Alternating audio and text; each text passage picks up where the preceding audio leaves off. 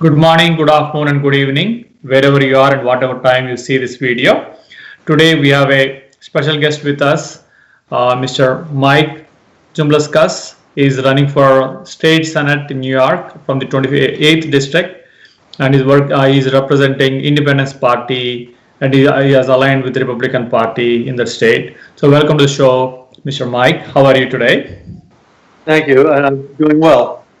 I Thank you. appreciate the opportunity. Oh, thank you for coming. And we would like to know a little more about your career and how you got into politics. And if you can tell us more about yourself, will be great. Thank you. Okay.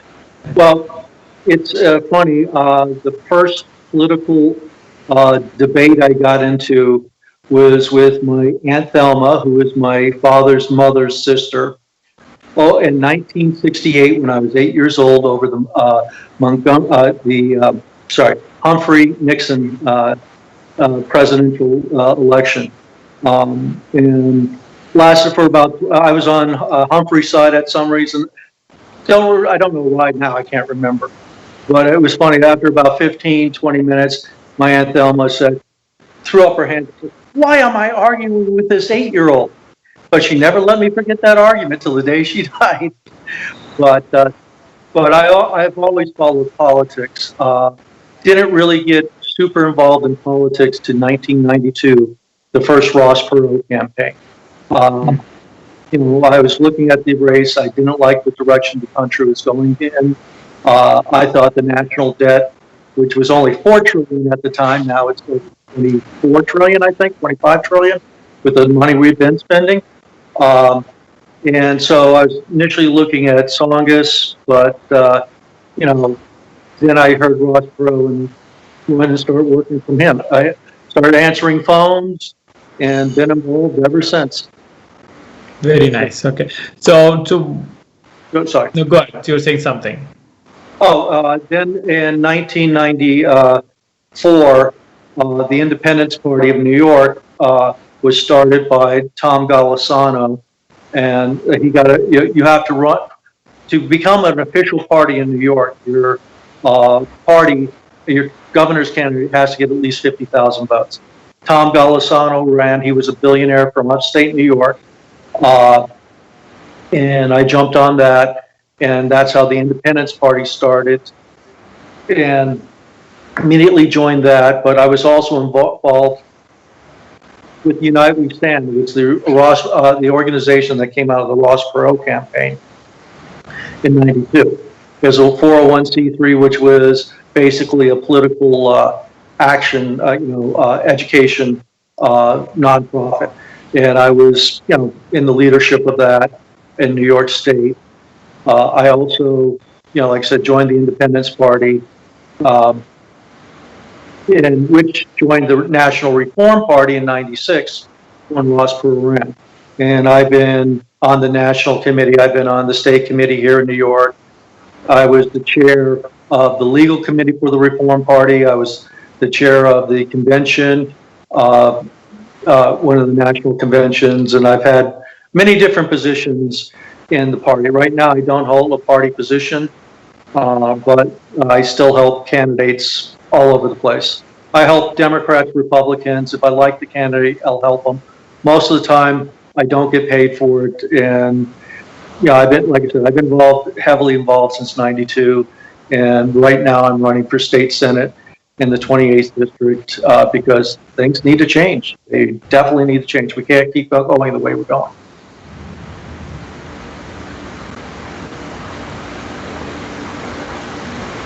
I can't hear you, sir. I'm sorry. Sorry about that.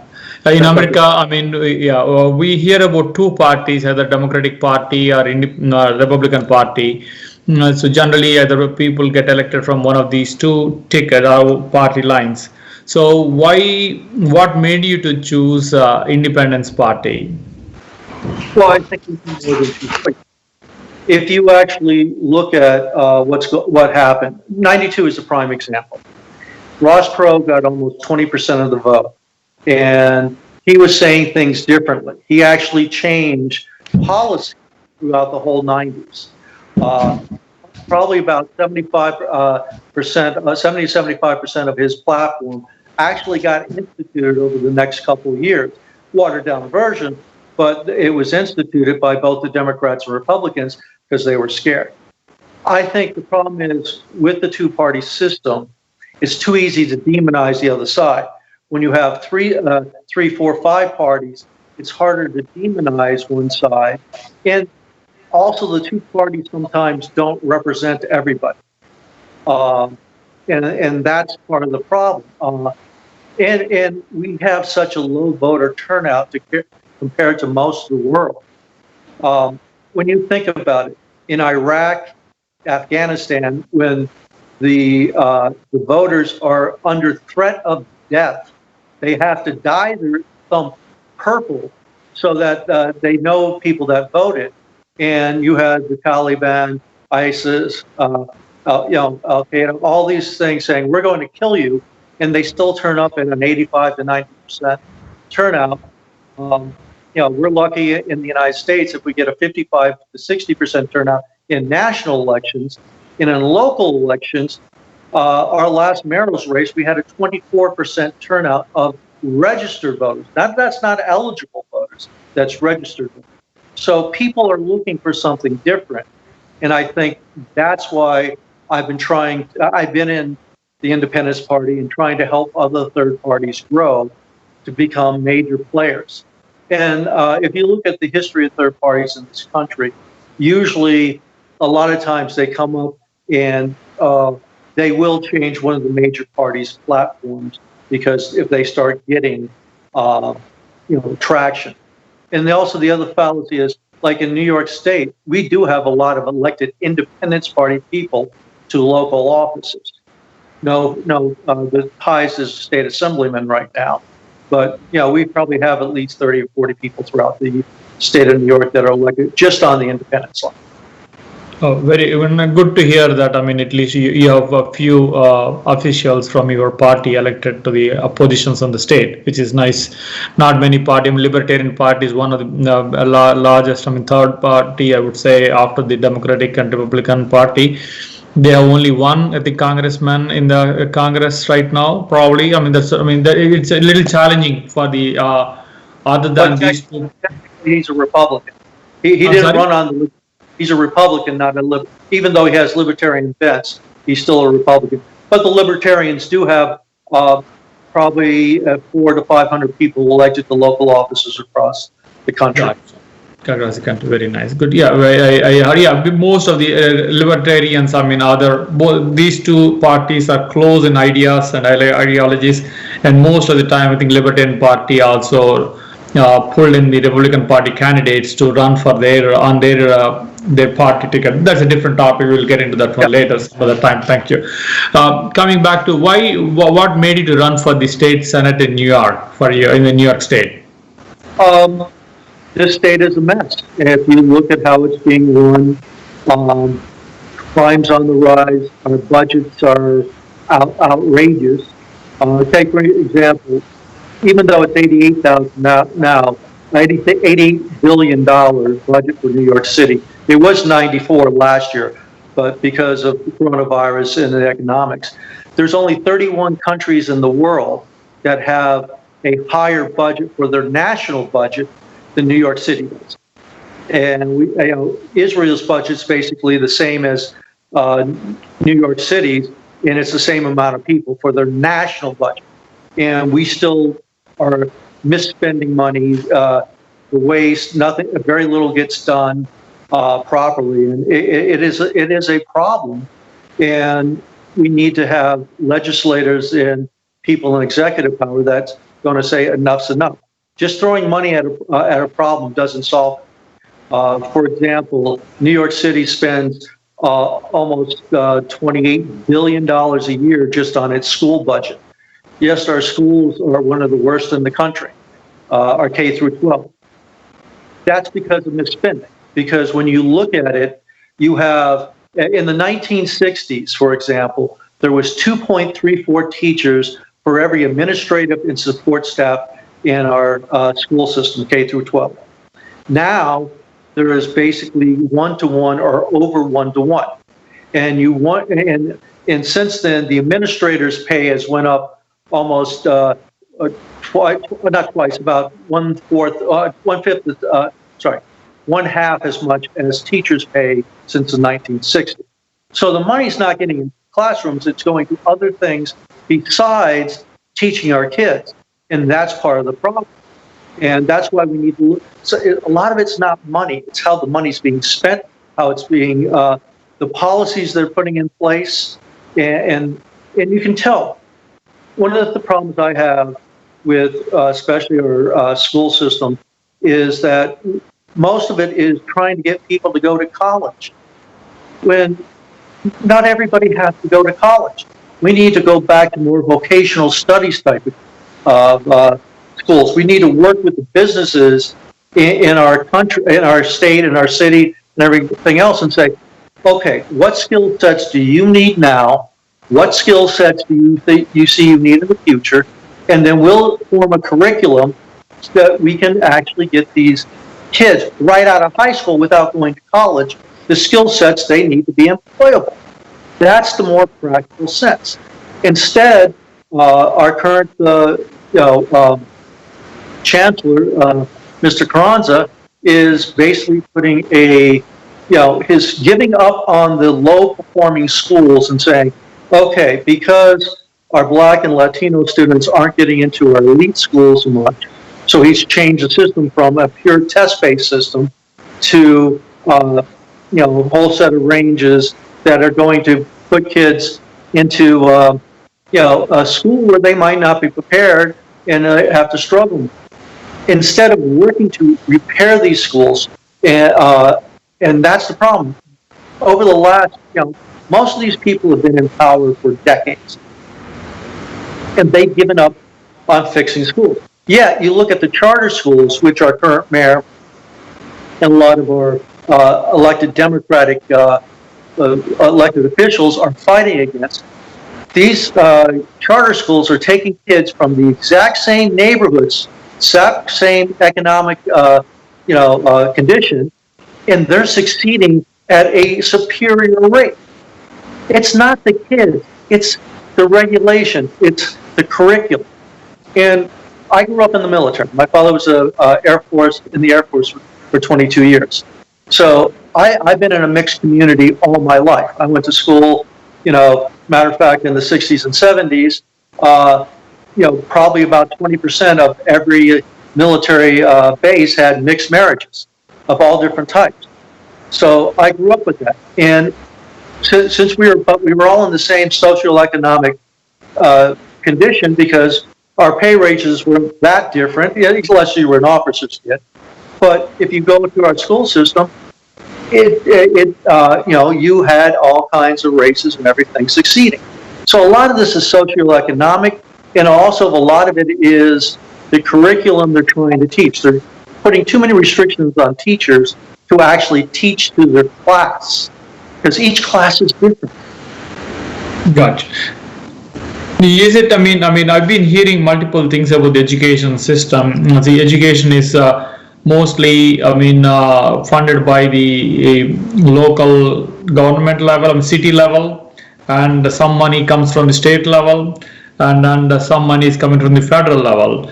And the regulations are also, some of the testing requirements that are coming from the federal level, like a Common Core and all those things. So even recently we have been hearing, our president saying, there's a political thing, like, I don't want to get there, but there are regulations coming from federal, state, and city. So which is the more kind of problem, or kind of creating hindrance in the growth? Well, the thing is, with a Common Core, that wasn't mandated. It's voluntarily picked up by the states and the locality. Well, the states control the localities, but the thing is, how the federal government gets the states and everything to implement it, because there's usually money to go along with it, and they want the money. I think Common Core has been a failure, an absolute failure. And because you can see it when kids are coming out. I think our education system, even up into the university level, has deteriorated so much since I went to school. And I saw that I graduated from college in 1983, went into the Army to pay off my student loans, and then went back to college in 87. And I actually saw a drop off between the students from 83 to 87. It wasn't that big. Then I went back to grad school back in the mid-90s, and I saw a drop off then too. Now, it could be also because I went to Hunter College, and I thought it was funny that in the introduction, I took urban affairs. In the introduction to urban affairs class, this is graduate work, and they wanted me, the professor wanted me to give an outline, basically give my introduction, everything else for my term paper, and I'm going like, this is grad school. I'm saying, first of all, I don't write that way, and you'll get it at the end of the semester, and I'll rest on my grade. I'm going like, okay, but I'm going like, why are you hand-holding somebody in grad school? And the school was rated one in the top 10. I think it was rated number 9 at the time in urban affairs school. And they're having you do that also with the speech. They said you wanted the whole written speech given to them before I gave it. I'm going like, I don't speak that way. I speak impromptu. I think about what I want to say the night before, and then I get up and go and speak. That's how I've spoke most, since college. So I said, I'll rest on my performance. But this hand-holding, even into grad school, that really bothered me. And then when you see a lot of the kids coming out of college now, even high school, they know so little on so many different facts.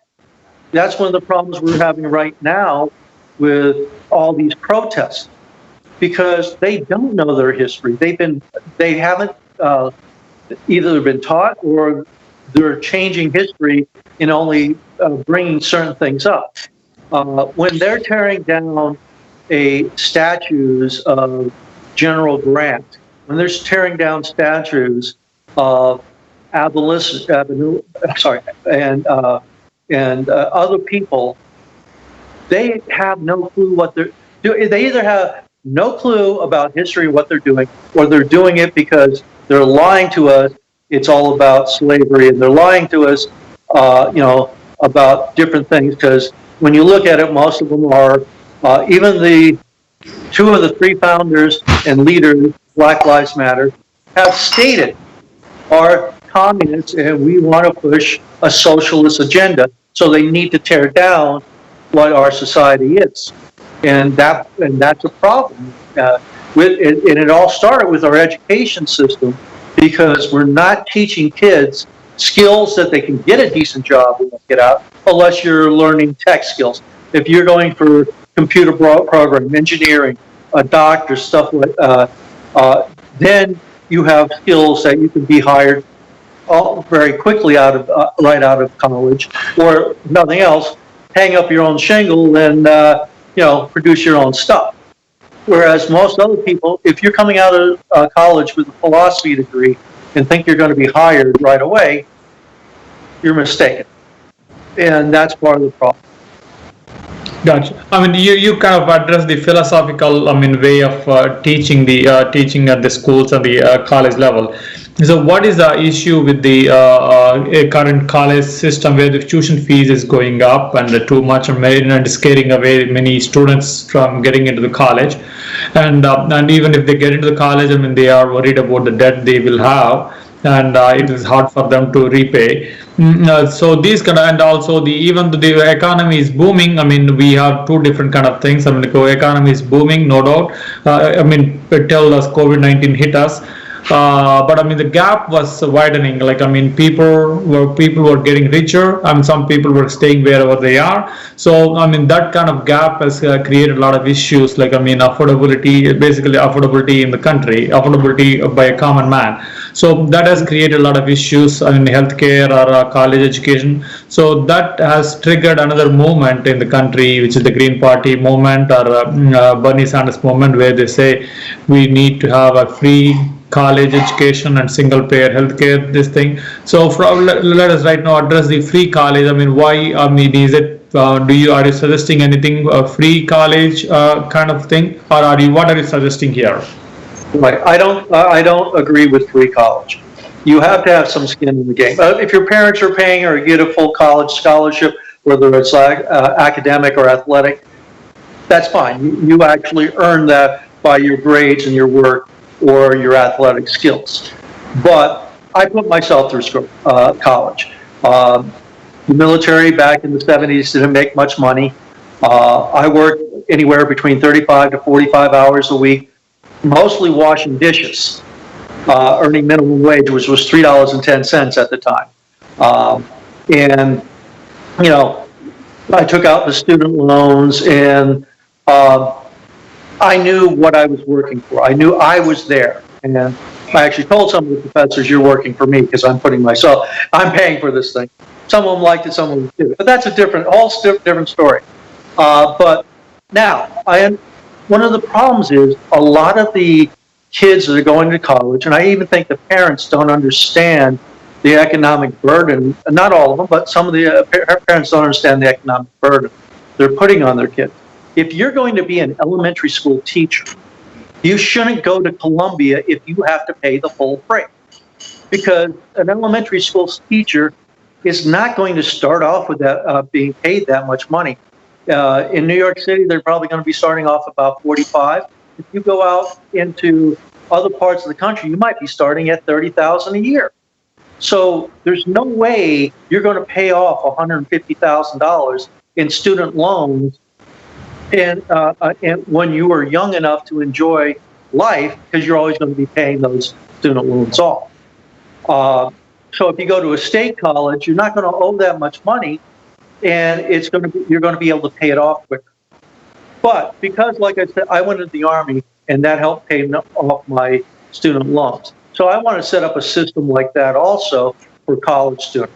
So basically that, you do some type of community service and you can work. There's some programs out there now, but I want to make it more universal.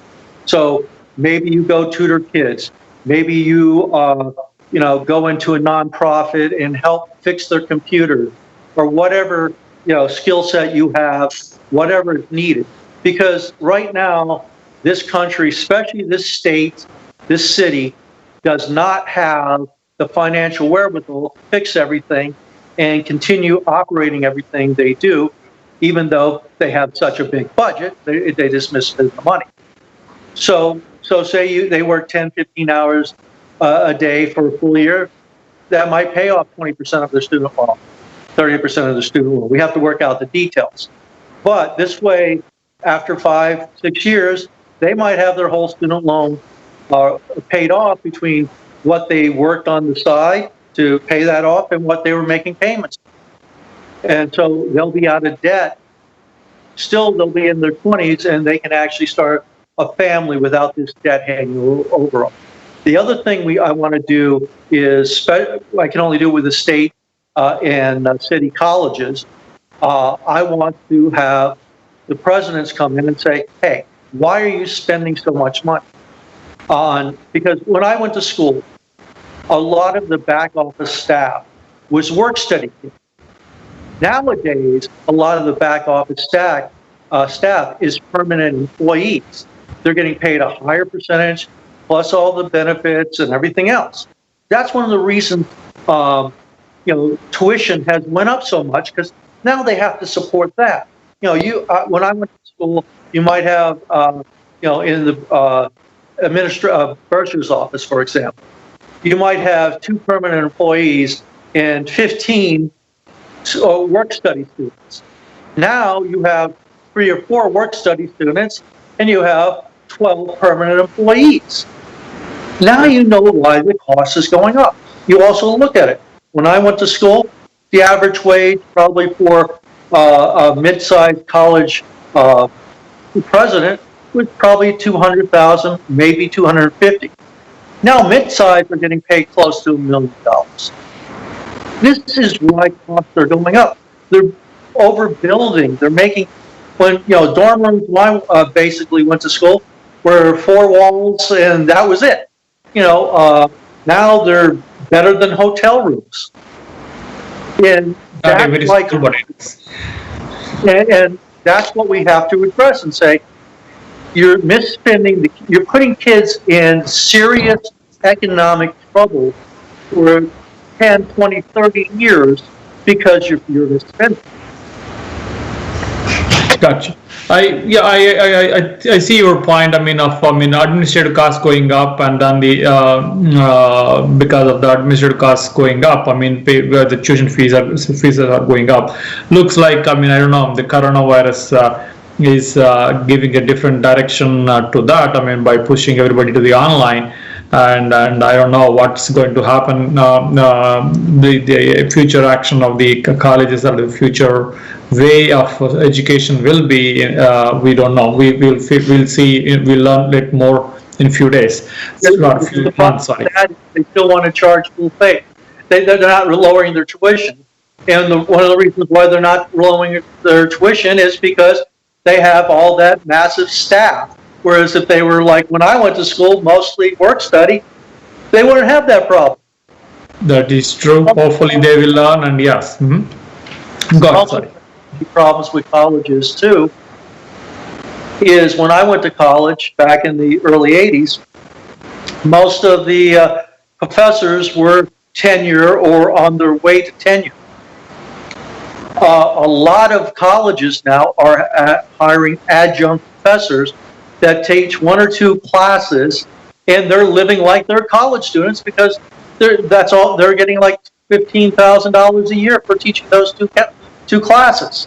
So they have to do other things on the side. So that's a problem too. We're paying exorbitant amounts of money for school, and you're getting teachers that have to worry about paying for themselves because they're just teaching doesn't pay their rent and everything else now. So there's so many different problems, and a lot of things, nobody looks at the core problems, especially our politicians. Almost every single bit of legislation, especially coming out of our legislative body up in Albany, is so superficial. They don't look into the unintended consequences of it, and they don't look at the underlying problems. All they do is put a Band-Aid on, and things actually make things worse in a lot of respects. Gotcha. Prime bills that we can see that happen to was the bail reform law that the state legislator and Governor Cuomo signed it, which basically says, except for a handful of crimes, people are released. We had an incident 2 weeks ago where there's, I'm going to call him a thug. He punched this 92-year-old woman in a walker walking down the street. He was arrested 103 times. And since the bail reform law, he was arrested 3 times prior to that, all for assault. And every time he just got a bench warrant saying, come back when your trial's there. So he committed 4 crimes, 3 crimes after his first one from the beginning of this year. And there's multiple crimes that are happening because the police have to release them. And this is a problem because they didn't think, they said too many people are being held in Rikers Island or jail for too long without bail. So to address it, they got completely rid of all bail. You couldn't consider what their criminal past was. Like I said, the crimes were really, some of them were outrageous that you could get let out for. You had a guy that committed 4 bank robberies. The police picked him up. They brought him in.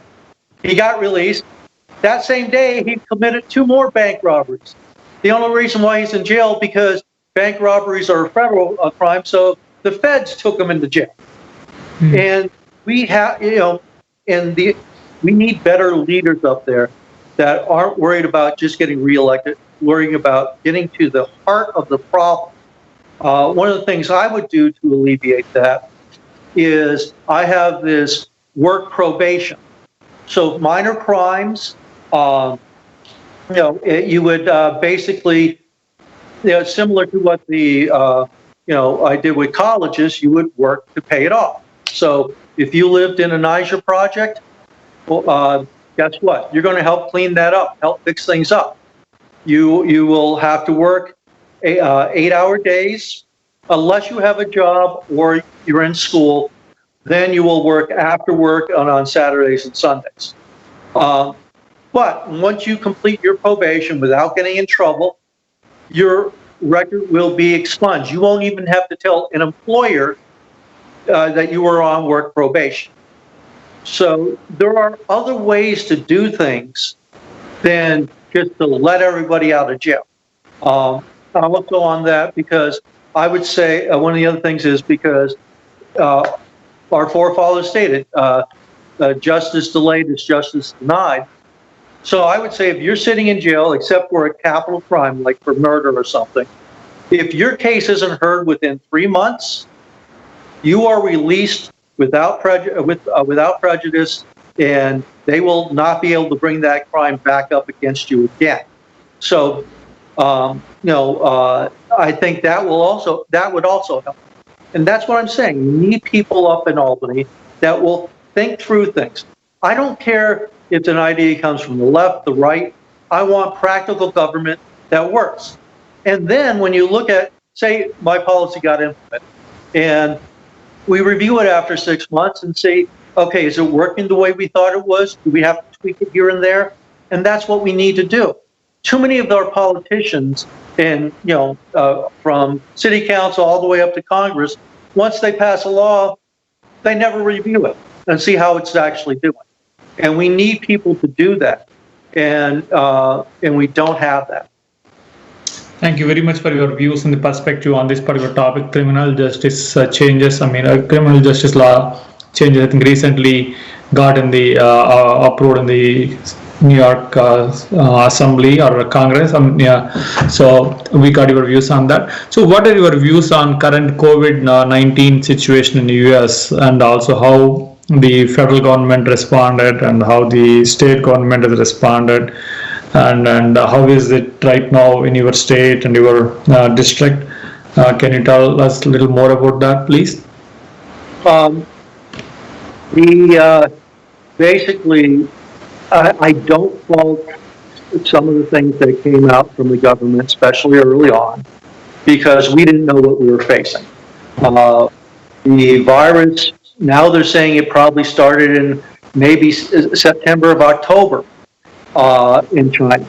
China didn't let the WHO didn't let the CDC into it to see what was going on. So there was a big delay. We were getting mixed messages from the World Health Organization, the CDC. The CDC did screw up in the first batch of testing. It got contaminated and screwed up, which slowed us down. We've caught up since then. We had a shortage of ventilators. And a lot of that was, almost to blame for part of that, because about 3 or 4 years ago, we had a supply of ventilators sitting in a warehouse somewhere, and he sold them. So when it came back, it's all like, okay, now we're never going to need that many, and all of a sudden we did, because one of the problems is most of our politicians, and actually most people, don't think about the worst case scenario. They say everything's fine. That will never happen. And, prime example is on that, and I'll get back to COVID. Is I work for the New York City Department of Transportation. I work in the division that paves the street, fills the potholes, and stuff like that. But before, I used to work for the wireless, handling the BlackBerries, cell phones, iPads, all that stuff. And I was on the under Mayor Bloomberg's, the mayor's citywide wireless committee to talk about things. And I brought up, because this was after 2003, when basically the whole eastern seaboard electricity went down. And they were talking about, everything should go wireless. And I'm going like, wait a minute, we're emergency services. We can't do that. We need backups here and there. And I said, even though the major carriers put more backups for their towers, they still only had 24 hours of service. So if we're out longer than that, we're not going to be able to communicate. So when Sandy came along, it knocked out electricity across wide swaths of the city, not the whole city, but different parts of the city, and they were out for a couple of weeks. And so we had to come up with ingenuity and intuitive ideas to try to get things done.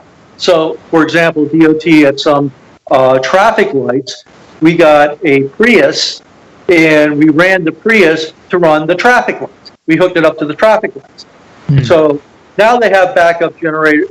Each of the we changed it now, but nobody wants to listen to it. That an emergency is going to happen and to be prepared.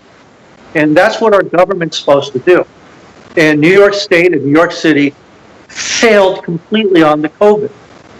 And then, also the major problem we had there too is, one of the things that I've been saying since the 90s, and so has Trump. We've shipped too much of our manufacturing overseas, especially to China. And China has never been an ally. They're just as Machiavelli said, you don't have allies, you just have friends for the moment. And that moment with China flips back and forth every single day. So we didn't have the PPE manufacturing here. So when everybody was claiming, oh, we're running out of masks, oh, that's because 80% of them were produced in China? We're not thinking. Our drugs and everything else. So we need to bring, especially our emergency manufacturing back here for products like that. Circuit boards and a lot of different things. But because the other problem was the United States went on a just-in-time because of the bean counters, the accountants, inventory system. So they would only have maybe a week's worth of supplies on hand at a hospital because they knew they could call up and the supply would be there. Well, being in the military, that when an emergency happens, your supply chain can break down immediately. And nobody in the civilian world ever thought about that or ever cared about that. Now we've woken up that we have to do that. So one of the things I think New York State should do, if I get to Albany, I'm going to put this in, that at least 1/3 of our PPE needs will have to be produced in New York State. Maybe we team up with Connecticut, Pennsylvania, Vermont, and some of the other states next to us, and actually, so that factory that gets built here will have basically be able to sell everything. They'll have the customers they need. So that's one of the things I want to do. But then when you're going back to the response, Cuomo really screwed up, sending back the COVID seniors back to the nursing homes. We had tons of hotels. He could have been sending them there. There was massive tents set up in Central Park that were barely ever used. We could have sent them there instead of sending back to the nursing homes, which the most vulnerable people were. I think some of it was he got I'm not going to forgive him for it because it's a different circumstance, but I do have because I used to take care of a friend who was a senior citizen, who was 92 when he died, and he was in nursing homes. I was his power of attorney and everything else. And every time he went to the hospital, when he came back out, he's not assured to get back into that nursing home. That nursing home doesn't have to let him in. Somebody probably knew that, and that's why they said, we'll do that. But, that will force the nursing homes to take those patients back. But they should have stated that they can come back after they were cleared of the COVID, after they did their 14-day, quarantine. But instead, he sent them back immediately, and they weren't held up for it. Gotcha. So it's still Cuomo's fault. That's, I mean, yeah, we have been hearing similar issues with multiple states. I mean, where, I mean, seniors have been sent back to the nursing homes, and where other people got affected, yeah, it's a serious problem. And now some states, Michigan, they have come out with a new law saying that they should not send senior citizens back to the same nursing home. So they are changing the laws right now, and hopefully things will improve for senior citizens, because they are the most vulnerable in this case. So we got your views on that one. Thank you.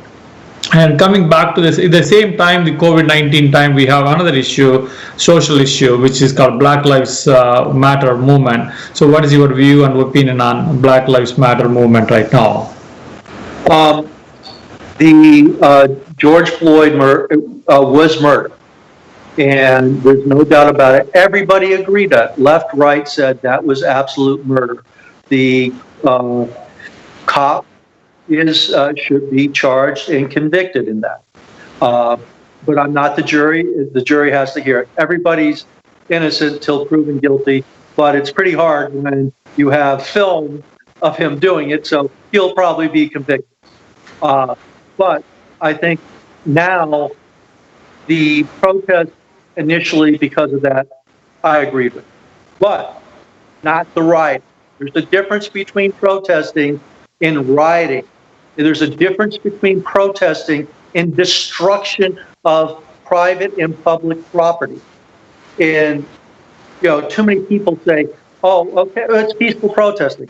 Well, you have some that are peaceful protesters, and then you have people that want to destroy this country. You have people that are admitted communists, and they want to overturn our whole Constitution. They want to get rid of free speech, which our country is based on. That is the problem. Now, then they went even super further by saying, let's defund the police. Initially, it was just, okay, first it was, let's retrain the police, better training. Now it was defund the police, which some cities have started doing. And then what happened? We want to completely get rid of the police and reinvent the police, as crime is escalating in almost every major city in this country by a lot. It's not just a little bit here and there. New York City, for example, in the month of June, we had more murders than we had since the Giuliani administration. That's a problem. And during at the beginning of Giuliani administration, we had over 2,000 deaths a year. We got it down to a low right around 300. Now it's escalating again. The police are demoralized. It's not only because of the Black Lives Matter movement. It's also because of our leadership telling them to stand down. You can't arrest. You arrest people, and then the DAs let them out of office. Everybody's screaming at the police. Yet you have people.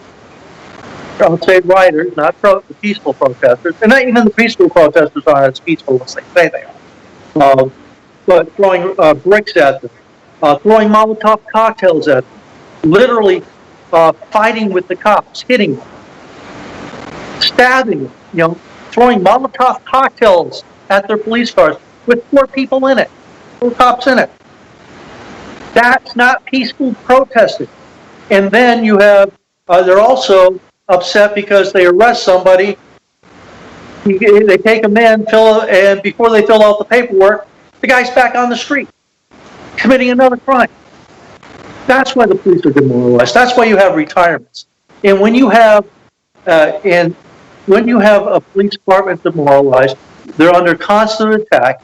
The elected politicians, the feckless politicians, are telling them to stand down, don't do anything.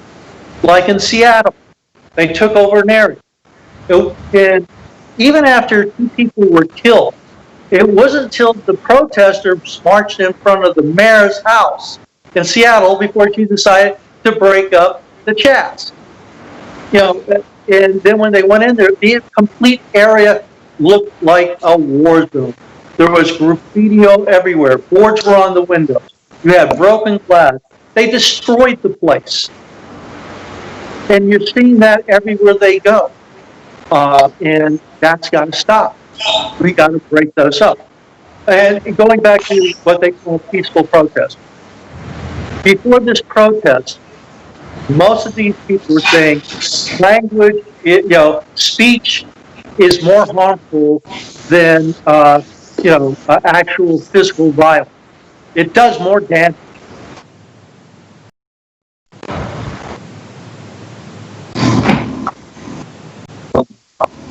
Cops, racists, calling them murderers. In their faces, they're screaming, shouting, spitting. And yet, most of the cops, there's been some incidents incidents that people have said that police did wrong. But most of the cops were standing in line, basically just pushing the protesters back while they're getting cursed at, screamed at. Black officers were being called Uncle Tom, all kinds of other derogatory names. If speech is violence, as they say, then they were doing violence. That's the problem with the left. They're hypocrites. That's why I say the politically woke are intellectually broke, because they cannot defend their rights. All they can say, I feel bad, and when you try to argue with them, they start calling you names because they can't defend their positions, because they're undefensible. They're not based on logic. They're all based on feelings. We got your perspectives on this particular topic, COVID-19, and then the Black Lives Matter, and then the police reforms. I mean, the way the people are treating police right now. Yeah, I know we have very good police people in many cities, and they've been helping the communities and helping the people. No doubt about it. There are few people who created the issue. Every community, every society has some bad apples. Hopefully, things will come back to normal, and then we can have a peaceful atmosphere in the cities. But yeah, I will leave the topic there, and we got your perspectives. We'll go on to the different topic. If you got talk about the same topic, we can talk about it for hours together on the same thing. But I don't want to get I don't want to get there. So I want to move on to another topic. See, in the US, we have everybody is passionate about the Second Amendment, and then like to have the guns and own the guns, which is that is our law. But at the same time, we have issues gun violence, mass shootings. How do you balance between your right and the safety of the community? I'm a supporter of the Second Amendment. Yeah, Second Amendment. My dad was a military cop for 22 years. I grew up with weapons, been firing them since I was 10 years old. I don't own one now. I live in New York City. I don't go hunting anymore. And, because, you look at it, and the thing is, because like I said, the military didn't get paid that much in the 70s, and we have 4 kids. My father always had a second job, and I've been working since I've been about 11, 12 years old, because I wanted my own money. My dad taught me the best lesson my father ever taught me is, I think I was like 11, maybe 12, and I went to my dad. There was an after-school trip, not part of the school, and I asked my dad, can I go? And I think it was like $5 or $3 or something like that. It was, so it was back in the 70s, so it wasn't that much money for a lot of things. And my dad's answer was, do you have the money? And I said, no. And he says, there's your answer. So I went out and started making money. But that's a side thing. So I've always been responsible. I actually bought my own gun when I was 16 years old. I used it for hunting. But we were brought up with respect for guns. We knew how dangerous they were. We knew how to clean them, the safety, and everything else. And we probably had 25 to 30 weapons in the house, between handguns and different rifles, and actually an AK-47. My father was in Vietnam, He ran into a 15-year-old Viet Cong sneaking into the base, Cam Bay, and he was actually able to talk the guy out because he was actually training the South Vietnamese to do base security. So he was able to talk the kid down, got the weapon, and he took it home as a souvenir. Now, how he got it back from Vietnam, I don't know. But my dad was able to do things like that. But so, so I actually had an actual assault weapon, the most popular assault weapon in my house, and I never used it. And I was bullied a lot in junior high school because being in the military, you get transferred all over the place. Then when I went to Denver, we got bused. So I got bused into a heavily black school, and then I got bused into a heavily Hispanic school. And for the first couple of years, I was bullied because I wouldn't fight back. Because after the first day I was in school at Smiley Junior High School, I got into a fight with a kid because I went into the class, and it was a math class, and the guy was supposed to be the smartest kid in the class. I came in, and because I already finished that book, because my last school I was in Delaware, the teacher actually said, we do the class in 2 speeds. You can either follow with the class, or you can go as fast as you want through the book. So in the first half of the first semester, I actually finished that math book, and that was the one they were using. So I already knew everything from that book. So I got into the fight, got suspended. I lost that fight, by the way. I'll admit that. But got home, and my father said, the next fight you get into, I'm going to kick your ass when you get home. I was more scared of my father than the kids. So I didn't get into another fight and that was in 7th grade. I didn't get into another fight till 9th grade. So, okay. But the thing is, because I was bullied, I had access to all the weapons I needed. I had access with the ammo and everything else. I could have always taken that, but since I was brought up with how deadly a weapon is, actually firing them, seeing what it does to an animal when you're hunting them, and we ate everything we killed, we ate. So I was brought up with respect for nature and everything else. It's not so. I think it's more of a problem of education than actually having guns on the street. We need to get the guns out of the hands of the criminals. Even if we confiscated every single gun in this country, the crooks would still have them because they would go the black market. And because if you think about it, if we can't keep drugs out of our prisons, how are we going to keep guns out of criminals' hands? Machine guns are illegal for civilians to own in almost every country in the world. Yet you have crime being committed in England, which have very strict gun laws. Some criminals, they do fire these weapons. So you just can't say you can't have any guns, and you think that you'll be safe. That's a fallacy. Now, one of the things I do want to implement is mandatory training before you can buy a gun. And I'm talking probably about 40 to 50 hours of training, how to fire the weapon, how to clean the weapon, how to store it, it's safety, everything on that type of training, so that when you do buy a weapon, you know how to use it, you know what's safe. Now, like I said, we had so many weapons. There was 4 kids.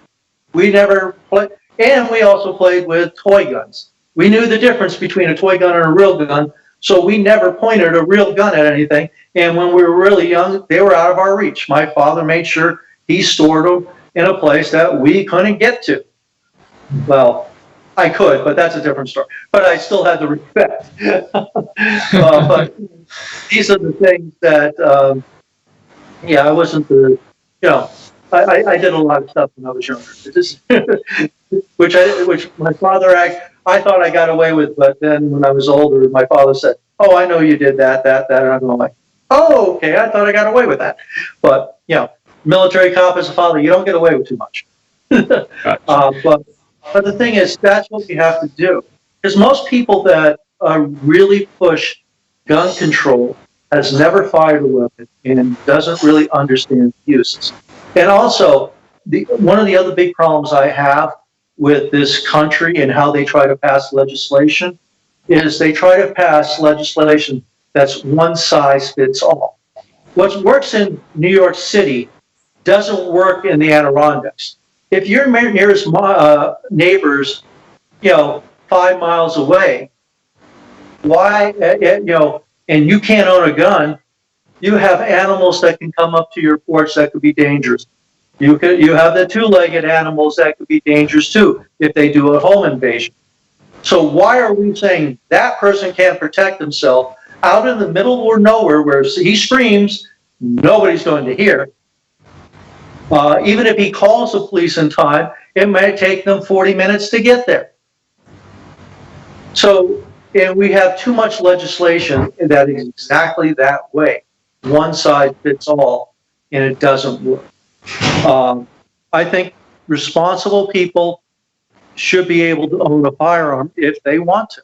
And in today's world, crime is on the rise again. The police aren't getting there. Sometimes you have to defend yourself. And if you disarm everybody, you can't defend yourself.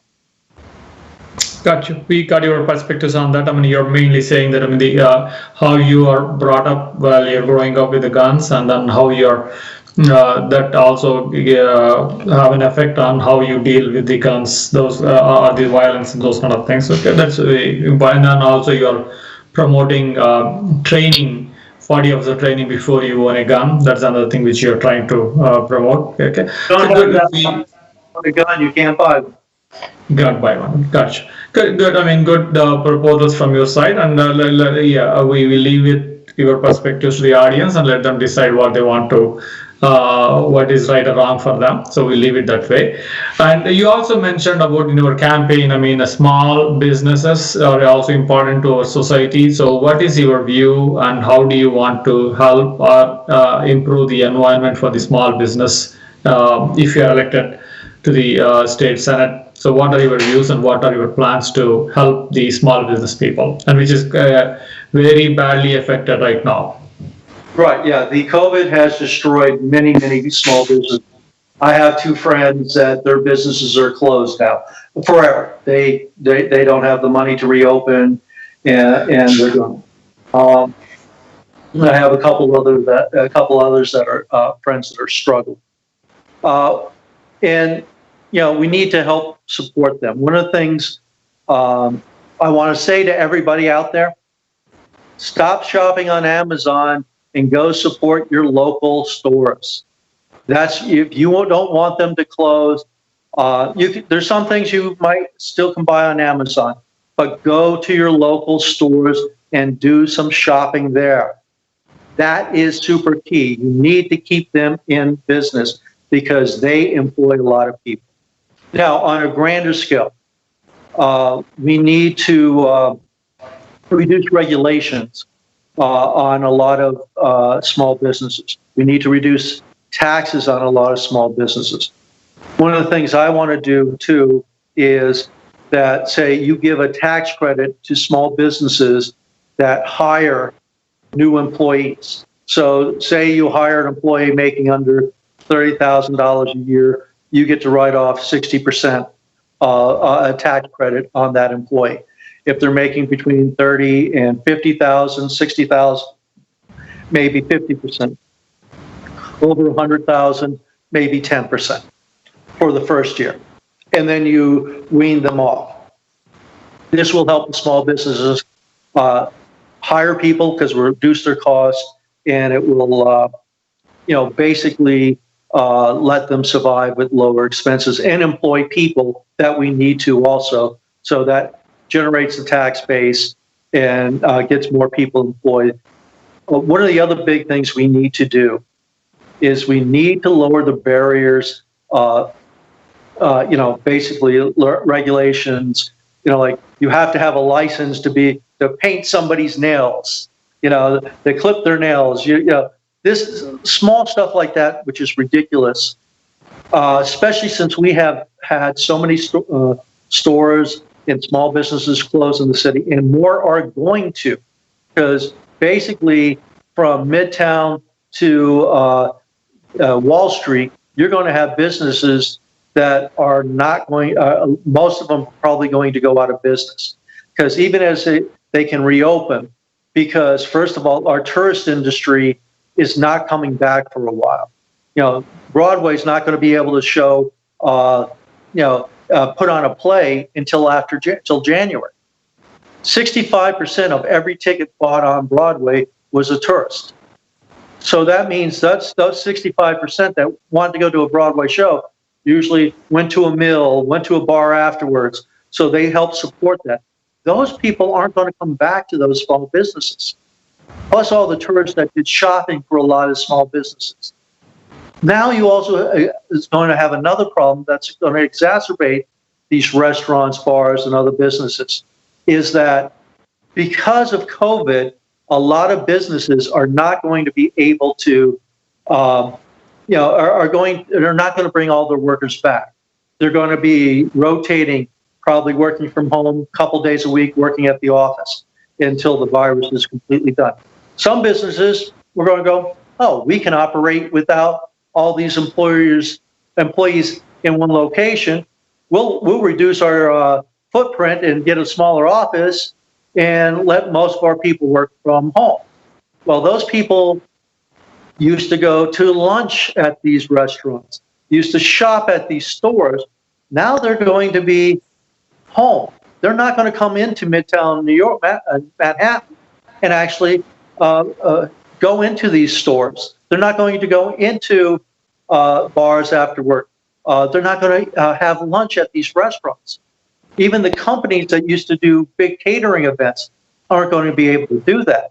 So these restaurants are not going to be able to survive, especially because the landlords probably aren't going to want to lower the rents because their expenses are still what they were because they mortgaged their buildings to the hilt. So, and, like, for example, this is a couple of years old, one deli down in Rockefeller Center was paying like $500,000 a month for rent. A deli. It's a big deli, but still $500,000 for rent. There's no way they can keep that up. Because without the tourists, probably 90% of their business was tourists. The other 10% were people that worked in Rockefeller Center. They're not coming back. That deli's gone. And it's been there for decades. And this is a problem. So we need to create more small businesses. So we need to create legislation that's going to help incentivize people to start new businesses. Whether it's some financial help, some expertise help, maybe some tax credits to the rent, to the landlords to let them rent the place. So that's the only way we're going to come back to, and this will also help the minority communities because we can actually, give a lot of minority communities some of these incentives to start businesses. I know a lot of friends of mine who are minorities that want to start businesses or are struggling in starting a business or want to expand businesses, and this is a way to help do that. And this is something we have to do. And if we don't do it, this city is not going to recover, and it's just going to get worse, and we're going to have more and more people leaving. And the tax base, it's a never-ending cycle, because as these stores close, as these so they're not paying the taxes, they're not paying their employees who are paying taxes. So downtown area and other areas around the city are going to go into decay. So the upper class and the middle class that can afford to move are going to move, which is going to reduce our tax base some more, which means the government has to cut some more. And like I said, it's a never-ending cycle. We have to stop that cycle now by having people create new businesses, new job opportunities, so we can stop the never-ending cycle of decline. Gotcha. Thank you very much for your views and the perspective on all these topics. And do you have any message to our viewers or audience or our voters in the 28th district of New York State Senate? Yes, please come out and vote on November 3rd. It's important that everybody votes and let their ideas get out. If you want to learn more about me, go to www.electmikez.com. I have plenty of other ideas that are unique that you won't hear almost any other politician saying, and because that's the way I think. I try to get to the core of a problem. So if you look at my position papers, I think there's going to be a lot that people will like from both sides, all sides. And thank you for having me. Thank you very much for coming onto the show, sir, and wish you all the best in your elections and have a nice rest of the day. Thank you very much. Enjoy. Thank you.